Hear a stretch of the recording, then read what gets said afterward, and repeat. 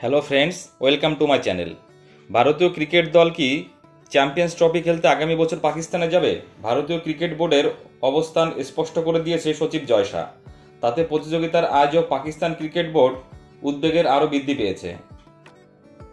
রাজনৈতিক কারণে ভারত ও পাকিস্তানের মধ্যে দ্বিপাক্ষিক সিরিজ বন্ধ। ভারতীয় ক্রিকেট দল পাকিস্তানে খেলতে যায় না, আবার পাকিস্তান দলও ভারত সফরে আসতে চায় না। 2023 সালে এশিয়া কাপ খেলতেও পাকিস্তানের রোহিত শর্মা, বিরাট কোহলিদের পাঠায়নি বিসিসিআই। যদিও একদিনের বিশ্বকাপের সময় বাবর আজমদের ভারতে পাঠিয়েছিল পিসিবি কর্তারা।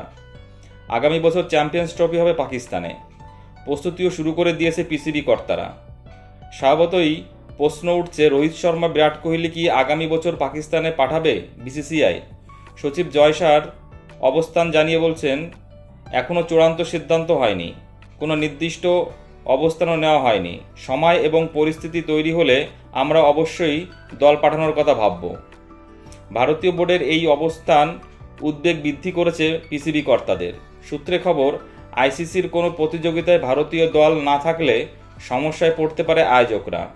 সমস্যা হতে পারে আইসিসিরও, কারণ আইসিসির বিভিন্ন প্রতিযোগিতা এবং আইসিসির অধিকাংশ স্পন্সরশিপ ভারতীয়। সেক্ষেত্রে আর্থিক ক্ষতির সম্ভাবনা থাকছে, সেটাই ভাবাচ্ছে আইসিসি ও পিসিবি কর্তাদের।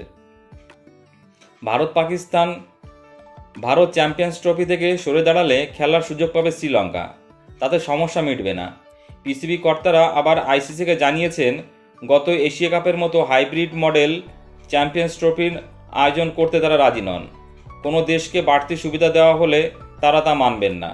ফলে আগামী বছর চ্যাম্পিয়ন্স ট্রফি নিয়ে জটিলতা অব্যাহত। ভারত পাকিস্তান দ্বন্দ্বের মাঝে সমাধানের পথ খুঁজছে আইসিসি কর্তারা।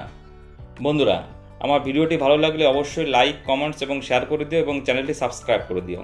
সকলে ভালো থেকো, ধন্যবাদ।